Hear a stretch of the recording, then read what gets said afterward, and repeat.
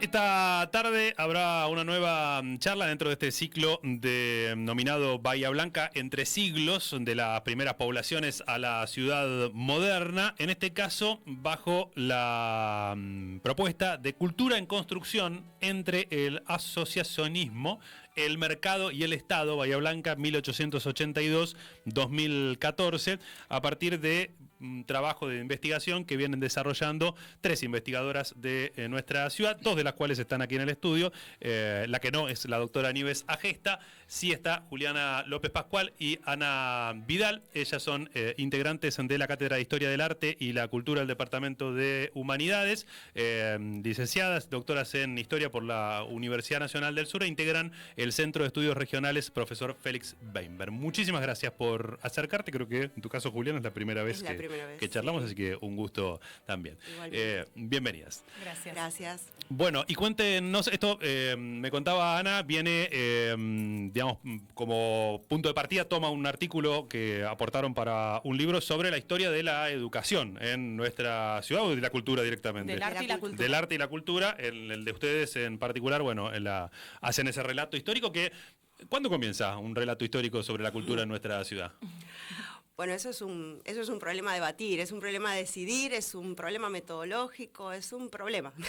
En este caso, nosotras, a partir de los estudios que hemos hecho tanto antes como durante nuestras tesis doctorales y los estudios que seguimos haciendo luego, tomamos la decisión de anclar el primer momento al contexto, digamos, de la primera modernización que se da en Bahía Blanca hacia fines del siglo XIX. Es decir, por eso pensamos que un punto de inicio factible es pensar el proceso cultural a partir de un proceso social, político, económico mucho más amplio, en el que la cultura funciona como un elemento intrínseco, es decir, que no la podés distinguir como una esfera aislada, no es algo que funciona en un globo, ¿no? En una burbuja, sino que es algo que forma parte de aquello que los ciudadanos, los humanos, hacemos todos los días y que nos permea.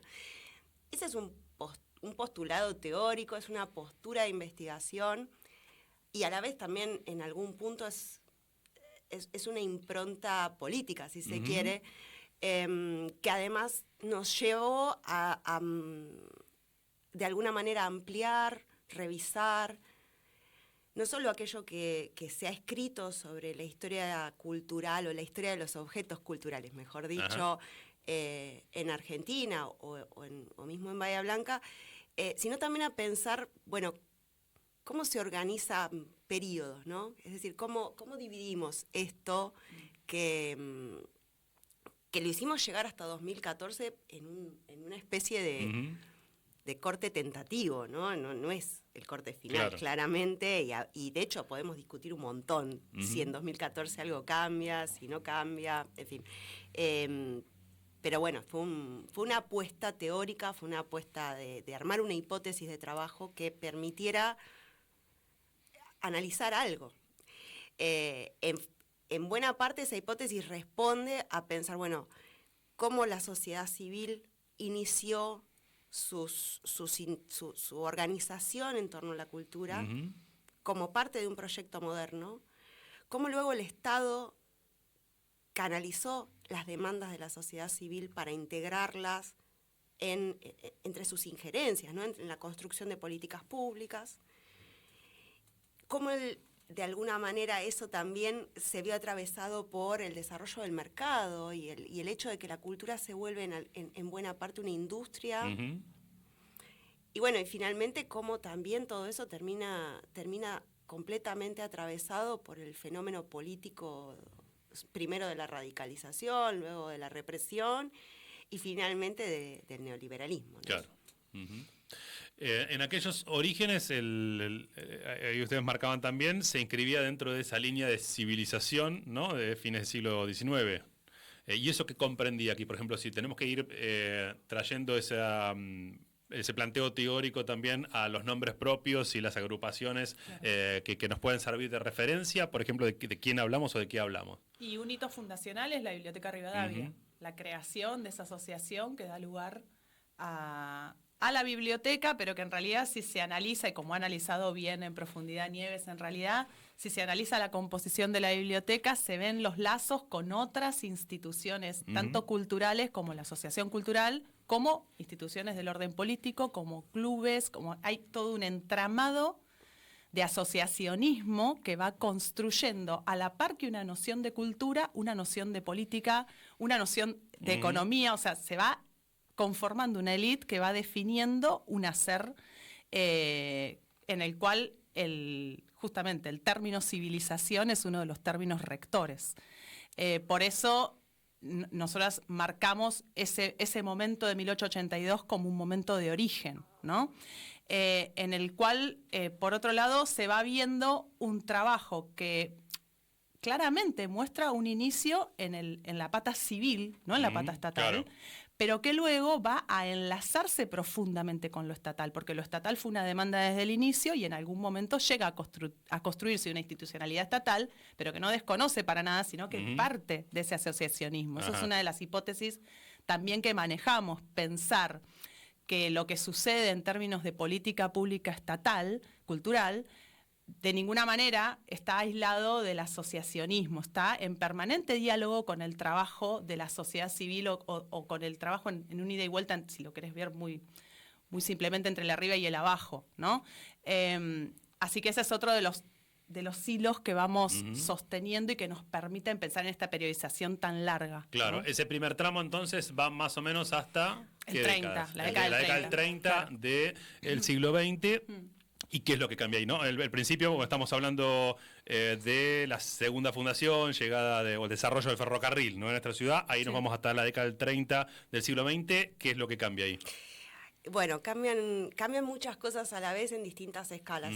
En principio, a escala mundial vos vas a tener una crisis tan profunda, económicamente hablando, que va a impactar en absolutamente todos los países vinculados de alguna manera al mundo occidental, al mundo capitalista, y eso va a tener toda una serie de implicancias a nivel político que van a provocar de alguna manera que los estados empiecen a expandir sus funciones,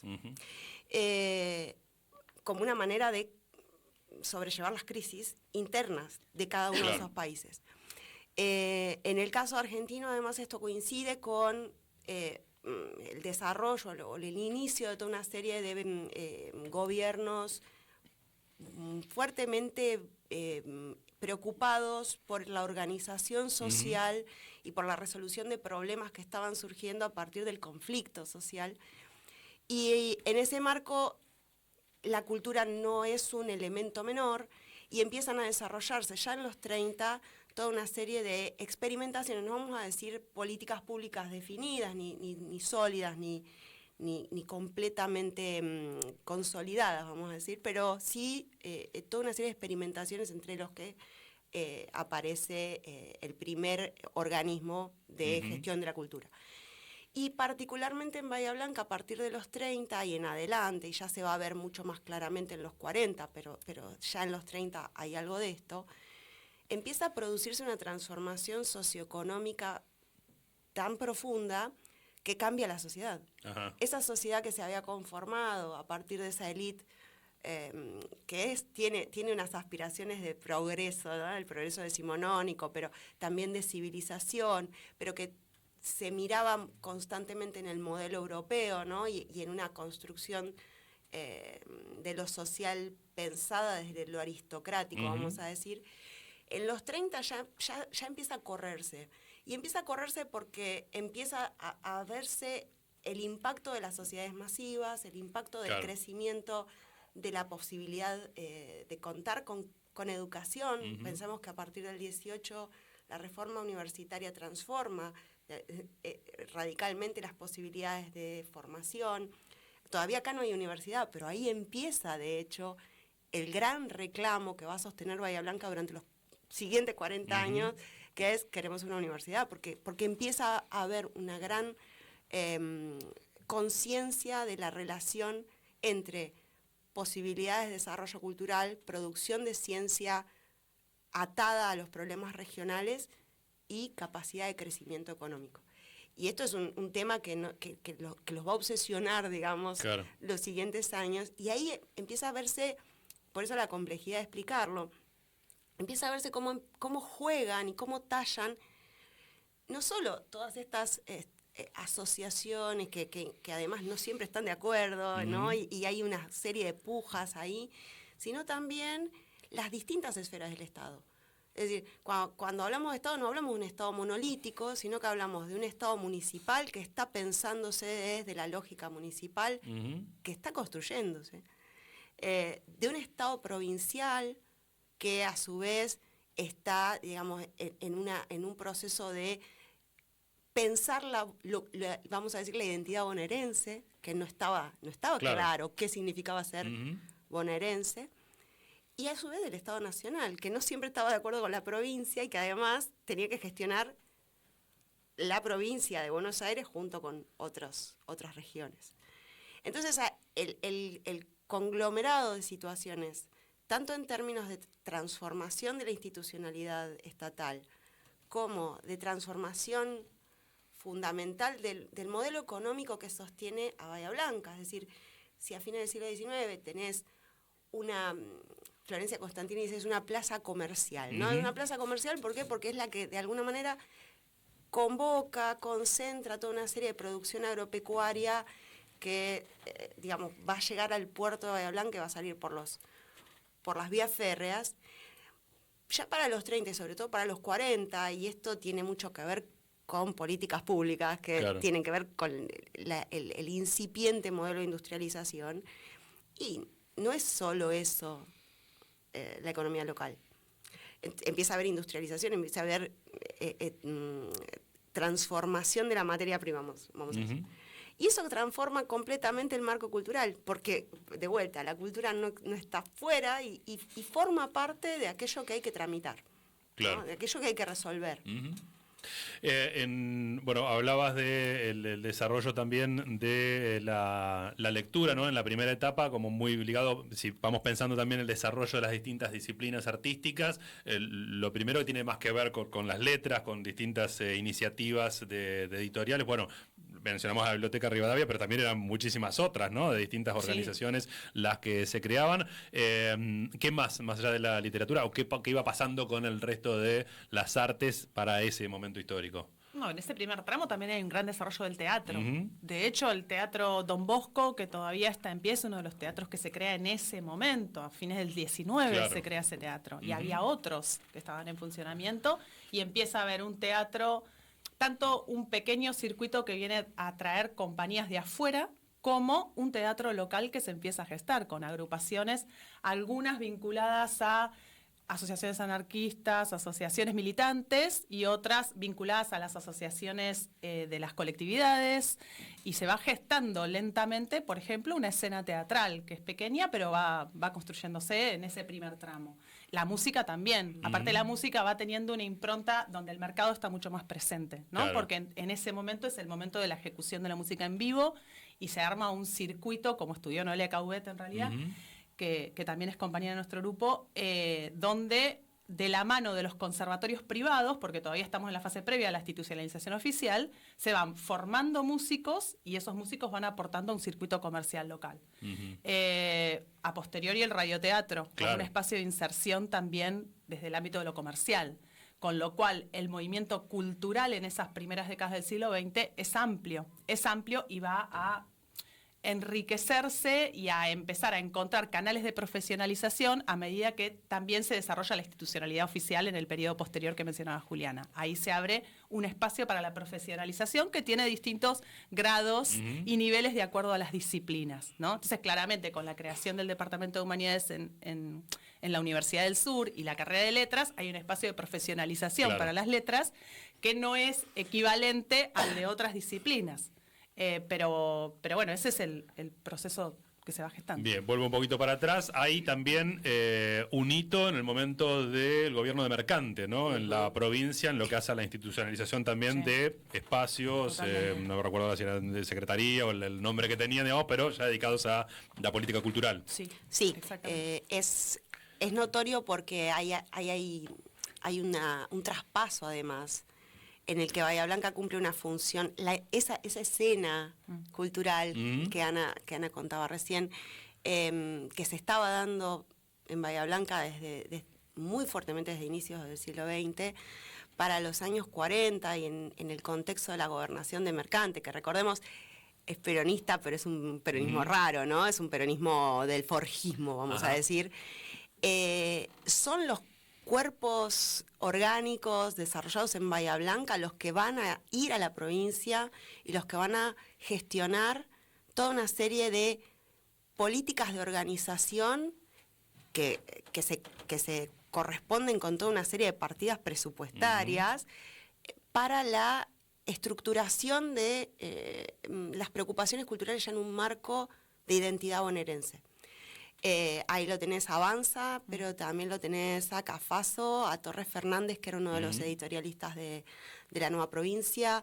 Y están claramente en articulación con López Francés en la gestión de Hacienda de la provincia, claro. nótese, ¿no? La relación estrecha entre economía y proyecto político, y después lo tenés como primer rector del Instituto Tecnológico del Sur, con una clara visión de formación profesional para el desarrollo regional, que no dejaba fuera a la cuestión cultural.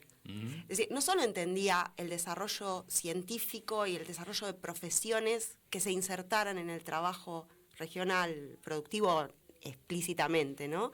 Sino que también formaron los primeros profesorados en letras, formaron los primeros intentos de organizar una escuela de bellas artes para formar directamente artistas ya avalados por una homologación estatal.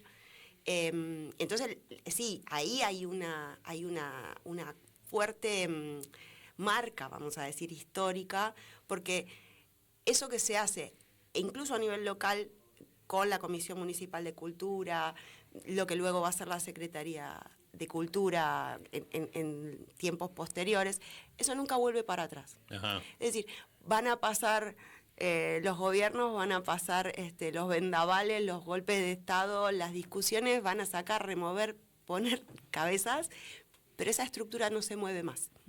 Y eso es una... Porque a los historiadores nos gusta mucho marcar las rupturas, ¿no? Sí. Y encontrar los clivajes, pero eso también es necesario verlo en clave de continuidad. Es decir, ya en los 46 te diría la Comisión Municipal de Cultura, incluso antes de que acá se consolide un gobierno justicialista elegido de manera constitucional, hay una lógica que va a ser compartida con los gobiernos siguientes. Sí. No se va más esa lógica de que el Estado municipal tiene algo que decir y tiene algo que programar en la cultura local. Sí. Y también de ese periodo, así como decís, hay una continuidad, una cierta excepcionalidad, que es que Bahía Blanca en ese momento se conforma el ballet, se conforma la orquesta, y esos son cuerpos únicos por fuera de La Plata. O sea, digamos, Bahía Blanca se constituye en un espacio muy importante en términos de política cultural de la provincia. Claro. Y bueno, los tenemos funcionando hasta hoy, pero marca, bueno, el producto de una etapa en la cual la articulación entre ciudad y provincia fue evidentemente muy fuerte, como estaba narrando Julián, a través de las redes que se establecen entre funcionarios que salen de acá y que se instalan en la provincia. Y bueno, constituye una excepcionalidad de la ciudad que marca mucho su ritmo también, su producción cultural a posteriori. Y esa generación ya estaba atravesada con esta visión de Bahía, Puerto y Puerta, que tanto también tiene su continuidad, ¿no? Comienza ahí, viene de antes. En realidad, la idea, los primeros intereses de que Bahía Blanca sea como una especie de cabeza regional son de fines del siglo XIX, con... por ejemplo, el proyecto de la nueva provincia, ¿no? Que le da título al diario. Esas ideas tratan de llevarse adelante a fines del siglo XIX, pero como que se desvanecen en la posibilidad y vuelven a recuperarse realmente con fuerza a partir de los años 40. Y es curioso porque los primeros intentos, los primeros registros que vamos a encontrar en términos de documentación salen del terreno cultural. Es decir, son intelectuales, entre ellos destaca claramente Domingo Pronsato, porque es como el estereotipo básicamente del intelectual preocupado por la región, y van a empezar a partir de los 40, todavía pensando en la posibilidad de que esto fuese la capital administrativa de una nueva provincia. Pensemos que La Pampa no era provincia todavía, Río Negro todavía no era provincia. Bueno, la posibilidad de secesionarnos de la provincia de Buenos Aires. Mirando parte de Neuquén, Río Negro, claro, ¿no? Y armar una provincia con salida al mar portuaria a partir de Bahía Blanca era una posibilidad. Cuando a partir del 55 eso ya no es una posibilidad, porque tanto La Pampa, Neuquén, Río Negro ya adquirieron su carácter de provincia, y tienen otras capitales, listo, eso se cerró. Hay como una reorientación de esa lógica, pero no se acaba, es decir, no se cierra. Hay una reorientación hacia decir, bueno, somos la capital cultural. ¿Por qué? Porque tenemos la universidad, porque tenemos todos estos cuerpos que se están armando, ¿no? Tenemos la universidad, tenemos el ballet, tenemos la orquesta, todo eso funciona como una especie de argumento para la centralidad que quiere adquirir Bahía Blanca, precisamente en clave portuaria. Es decir, no es menor que esos son los momentos también en los que se va a dar muchísima rosca, vamos a decir, en los términos políticos casi, al asunto de que Bahía Blanca crezca portuariamente. Es decir, que Bahía Blanca deje de ser un puerto meramente agroexportador y pase a ser un puerto frigorífico, un puerto que conecte con Plaza Winkle. Hay todo un proyecto ahí y la cultura está totalmente metida ahí, ¿no? Es decir, algo que es muy curioso de ver es cómo toda una producción de paisajes, ¿no? Que se da desde los años 40 en adelante, pintura de paisajes, ¿no? Está ligada estrechamente a promover esa noción de que los bahienses tenemos un relativo derecho natural sobre los territorios patagónicos. Claro. Que es hay que discutirlo eso, ¿no? Y habría que haberle preguntado. Pero vos sabés que sigue siendo, si nos fijamos, sigue siendo un tema súper actual. Sí, bueno, por eso pensaba, vale un paréntesis para Pronsato, porque como que primero que se vincula con muchas de las aristas vinculadas a la cultura, pensaba en esto que vos ahora mencionás de los paisajes también, de las artes visuales, pero después incluso de muchos proyectos que hoy son parte de la agenda de los sectores económicos y políticos. El tren trasandino, ¿no? Digamos, aparece también vinculado a una iniciativa, de esta que estás describiendo. Sí. El tren y todo lo que tenga que ver con la ampliación de las infraestructuras productivas. Es como un tema que nunca cierra, o sea, y mientras no cierre yo voy a tener que seguir hablando sobre eso, pero es un tema que nunca cierra. Si nos fijamos, hace meses estábamos discutiendo si Bahía Blanca tenía que ser o no, y si era o no el lugar ideal para instalar la planta de GNL de Petronas, ¿no? Y buena parte de la argumentación anclaba en, Bahía Blanca tiene la masa crítica profesional, ¿no? Porque la universidad. Y es una discusión. Es una discusión claramente política y es parte de un proyecto político. Lo fue en los 40, lo fue en los 50 y... ¿Y qué resistencias o alternativas aparecían en la época a este proyecto que tiene la continuidad hasta la actualidad? ¿O no la había? No, yo creo que sí, digamos. Nosotros justamente ahí en esa investigación que hicimos marcamos como un punto de inflexión en la década del 70, donde se hacen visibles proyectos alternativos, que no es que no estuvieran antes, sino que se hacen más visibles al calor de la radicalización política, porque en realidad se pueden rastrear por ejemplo, en la propia historia de la universidad, se pueden rastrear miradas alternativas. En los 70 esas miradas se exteriorizan y se transforman en disputas en las cuales nuevamente lo cultural también está en escena y en discusiones muy acaloradas y que llevan incluso formas de violencia física. Digamos, en ese momento situamos proyectos alternativos, que tienen que ver con la aparición de del desarrollo territorial de las organizaciones guerrilleras que están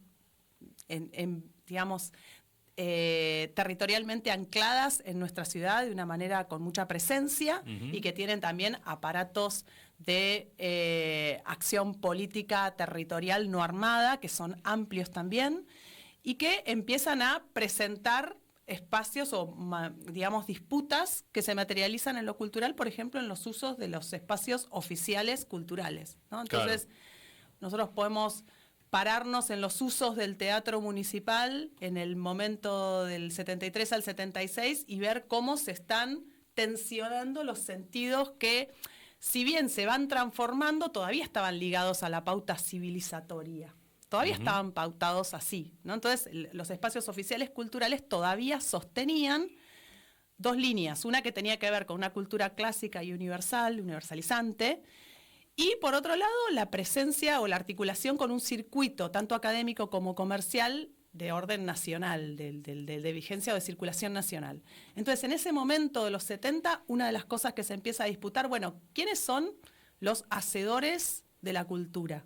¿No? Vamos a ubicarnos en una posición de que los hacedores de la cultura solamente van a ser profesionales, van a ser vinculados a una élite cultural, o pueden ser otros, o pueden ser todos los otros que no tienen voz y que no tienen visibilidad. Entonces aparecen grupos que empiezan a acercarse y a dar voz de distintas maneras a sectores silenciados, ¿no? Por ejemplo, los sectores populares, y que reivindican algo que no deja de ser una construcción, que es la idea de pueblo, ¿no? Entonces, desde grupos teatrales, pero también desde la literatura, desde la música, desde distintos ámbitos, salir a disputar y a decir, bueno, hay otras voces que tienen derecho también a ser escuchadas y que tienen otra cosa para decir, en articulación con un proyecto de país completamente alternativo, ¿no? Con un horizonte revolucionario, con un horizonte de izquierda.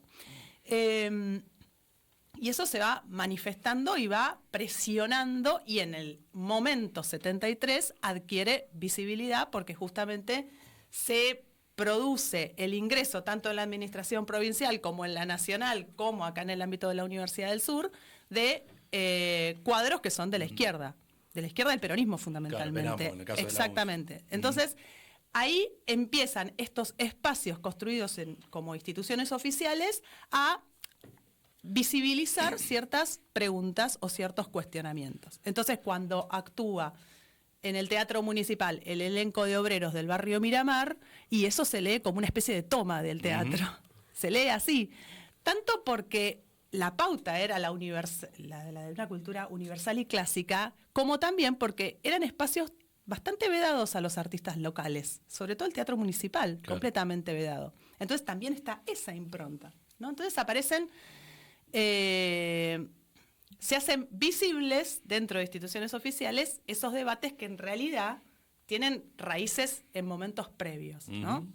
Por eso nosotros marcamos un poco ese momento del 70 como un punto de inflexión, aunque después claramente primero con el avance de la violencia paraestatal y luego con la instalación del terrorismo de Estado, el balance va a ser negativo, en tanto todas estas voces alternativas van a ser nuevamente expulsadas. Claro. ¿Sí? No se va, ese escenario de disputa se va a cancelar abiertamente con formas de violencia, como decía hoy, abiertas y explícitas, incluso hacia las instituciones culturales y hacia los grupos artísticos, ¿no? Entonces en Bahía Blanca tenemos artistas desaparecidos, tenemos teatros quemados, tenemos amenazas a actuaciones en el Teatro Municipal o a eventos a realizarse en la universidad. Bueno, es decir, empieza todo un proceso donde todo ese momento de apertura se cancela.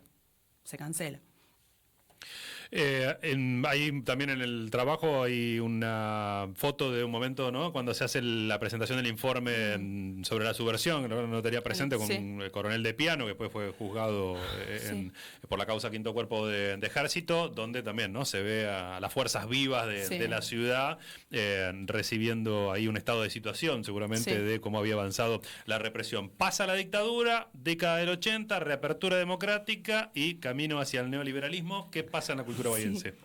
Sí. Y en ese camino al neoliberalismo también hay una reformulación del hacer cultural. Hay como una tensión a partir de ahí, porque en las políticas que se empiezan a implementar ya desde la gestión de Isabel Barros, de Taramasco, En el gobierno de Cavirón, en ¿no? la gestión del gobierno de Cavirón, efectivamente se nota en la gestión pública estatal una transformación. Claramente se empieza a pensar que la cultura adquiere una nueva definición, incluso la noción de los hacedores de cultura pasa a ser otra, la forma de construcción de las políticas culturales van marcando una nueva impronta que tiene más que ver con cierta democratización, ¿no? Que esto nosotras planteamos que se gesta en ese momento y que en realidad hasta el día de hoy podemos rastrear improntas de esa transformación. Es un proceso que no terminó. ¿Por ejemplo? Pero que, por ejemplo, el hecho de que ya en la primera década del 2000 se crea la Escuela de los Barrios, ¿no? La de Miramar, por ejemplo. Guay. Entonces, eso denota que el Estado está ampliando sus prerrogativas y está definiendo una nueva territorialidad y está definiendo también una nueva definición acerca de quiénes son los legítimos hacedores de una cultura, ¿no? Entonces, pero ahí viene la cuestión en relación al neoliberalismo, ¿no? Esto en un espacio de disputa constante, porque justamente si pensamos en la historia de esa orquesta, justamente vemos esa disputa, ¿no? Que no está para nada saldada, ¿no? Pero la posibilidad de implementar una política cultural desde el Estado ya está atravesada por el problema y por la demanda de la democratización. Democratización en tanto por la pregunta de quiénes van a ser los hacedores y qué tono va a tener esa cultura que se va a elaborar o se va a sostener, financiar y legitimar desde el Estado, y también en el cómo, porque empieza un proceso, ya desde los años 90 en realidad, de implantación de estructuras institucionalizadas que democratizan la gestión de la política cultural. Por ejemplo, el Fondo Municipal de las Artes, el Consejo Consultivo, la misma comedia municipal, ¿no? Creada en tempranos 90 y en la cual participaron artistas que tuvieron que ver mucho con este espacio de la panadería. Entonces, ahí esos dos elementos son elementos en disputa y en tensión, abiertos, pero algunos hitos de la ampliación de la esfera estatal van marcando esto. Por ejemplo, la creación del Museo del Puerto, de otros museos como Ferro White. Están hablando de una interpretación de la cultura que claramente tiene que ver con dar cauce y voz a quienes antes no la tenían, ¿no? Por ejemplo, la idea de un museo comunitario, ¿no? Que no es solo el Museo del Puerto, pero el Museo del Puerto es un hito fundante en el 86-87, creándose en esa gestión de Isabel Barros. Y a la vez hay una cuestión ahí que hablando de esto que decíamos más temprano sobre el tema de la excepcionalidad local, ¿no? Ahí hay una tensión también entre una nueva excepcionalidad local, que es decir, estos museos diferentes, ¿no? Estos museos que yo incluso diría que además del Museo del Puerto o además en Ferro White, por ejemplo, podríamos incluir el Museo de Arte Contemporáneo, que fue el primer museo de arte contemporáneo del país, y que no solo entonces habla de un proceso local muy activo, muy dinámico, en un momento muy temprano. Digo, el segundo va a ser Rosario y tarda un montón en aparecer, ¿no? Sino que también hay como una imbricación en procesos de transformación interna del problema de la cultura a nivel global. Es decir, ya acá llega un poco más tarde, pero ya hacia los 70, fines de los 70, inicio de los 80, tenemos a nivel global una preocupación en torno a repensar, bueno, ¿qué es el arte? ¿De qué se ocupa el arte, no? En el arte plástico, en muchas de las artes vamos a ver el conceptualismo, pero en realidad, y de esto Ana seguramente tiene más que decir que yo, pero hay una preocupación por, bueno, ya no estamos hablando del arte en los términos en los que se hablaba en el siglo XIX. Estamos hablando de un arte que ya piensa otras cuestiones, que se para y que se involucra incluso más profundamente que en los 70, ¿no? Ahora, por ejemplo, no sé, en cuestiones que tienen que ver con el género, en cuestiones que tienen que ver con las desigualdades, con, no sé, una serie de cuestiones. Y a la vez también hay una conciencia desde los estados, y esto yo lo observo quizás más acá todavía, más cerca en el presente, acerca del poder de la cultura, ¿no? Del poder represivo, pero también el poder productivo, ¿no? Y lo pienso acá en Argentina, pero también es un fenómeno que está pasando mundialmente. Digo, lo tenemos a Donald Trump tratando de transformar el relato histórico de Estados Unidos porque no le cierra en la exposición que hace el Smithsonian, ¿no? Entonces, claramente hay una conciencia mucho mayor de los estados acerca de la necesidad de ingerir. Ahora, no necesariamente entonces injerencias van en pos del bienestar de las poblaciones, pero la relevancia de lo cultural, con sentidos represivos y comercio también. Bueno, hay muchísimas cuestiones que quedan por fuera de esta conversación, por supuesto, para poder ampliarlo o desde el texto, ni que hablar en la reunión o en el encuentro de esta tarde, pero me gustaría, si quieren, para cerrar un poco en línea con lo que viene planteando Juliana, más allá de el corte que hacen en este texto en particular, bueno, qué mirada hacen de ese trabajo y de lo que quedó por fuera de él hasta la actualidad en cuanto a los debates que puedan surgir o revisarse sobre esa historia cultural local. Bueno, hay algo que tiene que ver con el hacer de ese texto también, con la construcción de ese texto, que es que ese texto no es algo que sea producto únicamente de nuestras investigaciones. Nosotras aportamos nuestras investigaciones y luego incorporamos, leímos y digamos, elaboramos interpretaciones de otros y otras que estuvieron investigando nuestra región. Y en parte representa en aquel año 2018 en el que se publicó el trabajo originalmente, un punto más o menos culminante en un acumulado de investigación que se comenzó a elaborar a fines de los años 90 y que para el 2018 marcaba... Se había empezado a acumular antes, ¿no? Pero había tenido un punto de aceleración en el 2003, por ahí, empieza un punto de aceleración donde se pudo acumular mucho conocimiento. Claro. Gracias al financiamiento de la ciencia. Entonces, nos encontramos con que para hacer el trabajo teníamos varias tesis doctorales, varias tesis de grado, que permiten reconstruir, historizar nuestro pasado y nuestro digamos, hacer un abordaje de nuestra ciudad en una clave histórica con densidad, ¿no? Por eso también el trabajo en ese momento termina en 2014, también era lo posible que nosotros podíamos realmente encarar de esa manera, no desde un abordaje desde la opinión o nuestra experiencia, que nosotros habitamos la ciudad y también tenemos opiniones y experiencias, pero el punto es que a partir de ese momento, de la publicación de ese trabajo, comienza un proceso en el cual la posibilidad de producir conocimiento desde las universidades se va reduciendo, llegando al momento actual en el cual el financiamiento de estas investigaciones es prácticamente nulo y nos estamos preguntando si vamos a poder hacer otro trabajo como este. Particularmente en humanidades, exactamente, ¿no? Sí.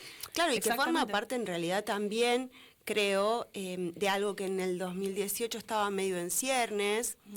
Nosotras cuando lo escribimos estábamos completamente conscientes y nos lo decíamos a nosotras mismas, esto es un momento de urgencia para decir esto. No esperábamos que hubiese un momento de mayor urgencia como es este, porque la realidad es que lo que hoy se vive ya no es solo y digamos la no valoriza, el no valor a la ciencia que pueda aprovecharse desde las humanidades, sino ya directamente es básicamente una condena a la ciencia desde los discursos lisa y llanamente anticientíficos, ¿no? Claro. Digo, ya lo que eso, decía Estados Unidos aplicándose acá. Digamos. Claro, pero digo, nosotros los de humanidades, los de las ciencias sociales en general, salvo los de economía, estamos medio acostumbrados al palazo. O al que se nos ponga en entredicho. Pero está pasando con la química, está pasando con la medicina. Claro. Digo, le estamos diciendo a los médicos del Garraham que lo que hacen no sirve para nada. Esto es claramente un posicionamiento político que está incrementando eso que decía Ana, que ya veíamos en 2018, pero que ahora ha tomado una densidad y una difusión que, bueno, es a mi criterio preocupante, ¿no? A las 6 de la tarde en Saavedra 951, que es la sede del Museo Archivo Histórico de Bahía Blanca, Cultura en Construcción entre el asociacionismo, el mercado y el Estado, Bahía Blanca 1882-2014, con Ana Vidal, Juliana López Pascual y también la doctora Nieves Agesta. Muchísimas gracias por la visita. Gracias. Muchas gracias.